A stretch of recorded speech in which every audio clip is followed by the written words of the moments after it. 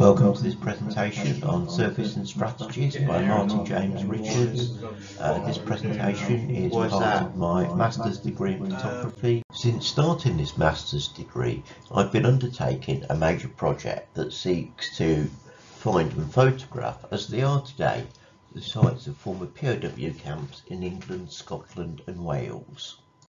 At the start of this module, Surface and Strategies, I believe that I did not actually have a strategy, and that other elements of the module, such as the cooperation and publishing of our work, were either not relevant to myself, my practice, or I'd already sorted it out.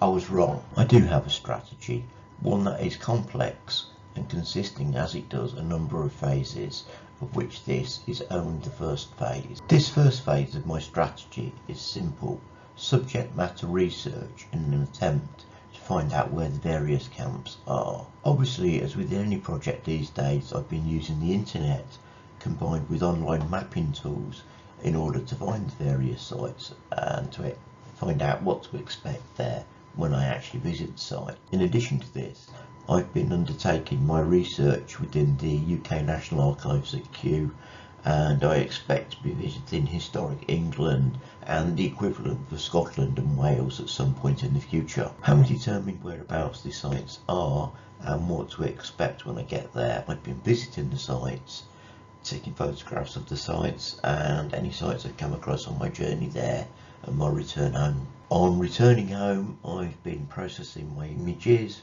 writing up my research notes and placing all this material online. My work on this project and other similar projects is to all intents and purposes environmental / documentary photography, and that in some extent I've drawn inspiration from the likes of Liz Wells in her book Land Matters, in which she states that the UK landscape is man-made, unlike the landscapes in places like America where we have a lot of wild landscape. However, neither Wells or any other authors have offered any proof behind this contention, and in many ways this is what my full project is about. In choosing to research POW sites and photograph them as they are now, I am treading in the same shoes as Thom and Beth Atkinson, who produced a book called Missing Buildings, in which they photographed various bomb sites within London. My project is this and a lot more, in the fact I'm covering the entire country, and the documentation in my case is extremely poor, necessitating a lot of subject matter research. My project is so much more than this, and that it covers the entire country, and not only that, there is an awful lot of subject matter research, because the site, the location and the information about the various camps is very poorly documented. POW camp number 72, Ducks Cross, represents in many ways an ideal site in which to explain my approach and my strategy, cooperation and how I've gone about this project. I arrived at what is now an industrial estate made up of small light industry in the grounds of a former farm. The site contains old unrestored buildings, restored and replaced POW prefabs, along with model industrial units, large poultry sheds and a bungalow where the owner lives. I explained to the owner the nature of my project and asked for permission to take photographs. The owner not only consented but took me around the site, including the inside of the buildings, and explained the history of the site, how it has changed over the years, and the fact it was used to house Italian prisoners of war who went on to create extensive gardens within the grounds of the camp. And in doing this, he actually let me have copies, photos that were taken at the time. Better ideas, and what is now part of my main strategy, is a business card. In talking to the various landowners and people I meet on site, I'm not only able to show them my university ID card, but I'm also able to give them a business card that I've had printed for this particular project. The card not only shows my details and the project name, as one would expect with any business card, but it also includes a photograph of all of the actual sites I visited.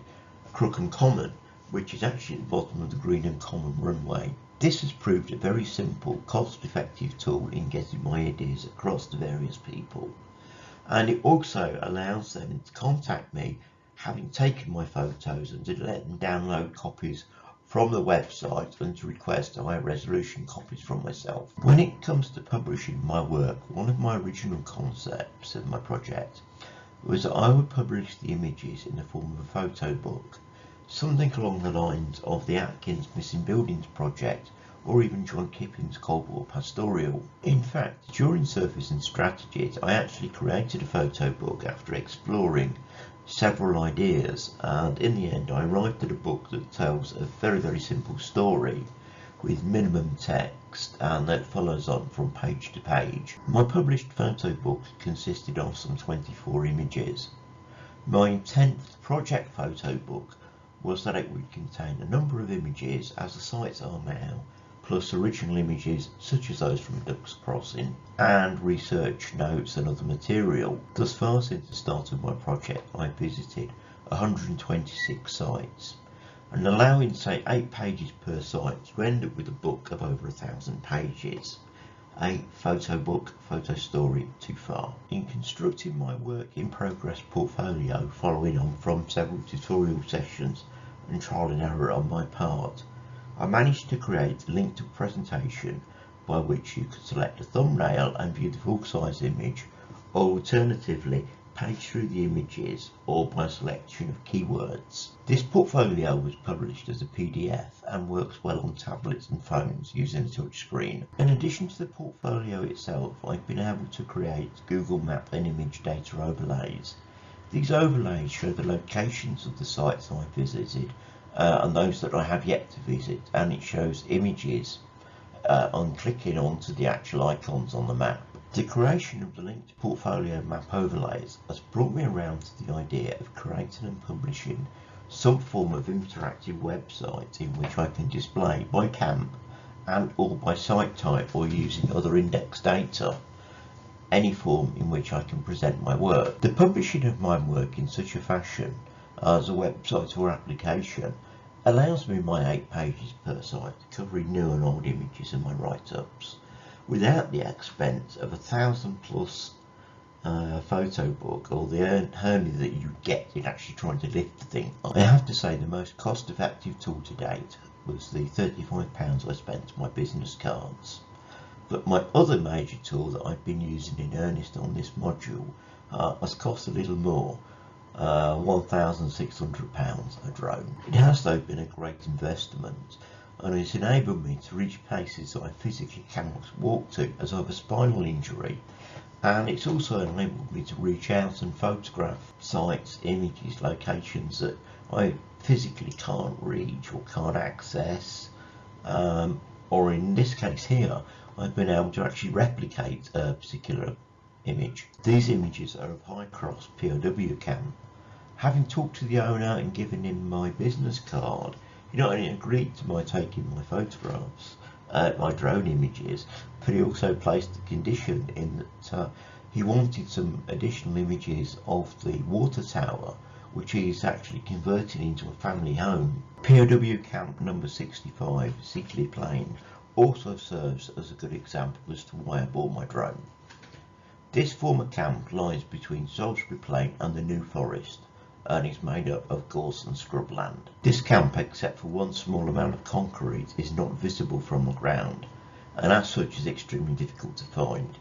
Here, in sending up my drone, I was able to locate the site of the camp, compare it to previous images I've got from the 1940s, and then start to actually take photographs around the site, knowing I'd correctly located it. In moving my project forward, initially it's as simple as going on before: research and visits to various sites, editing and publishing.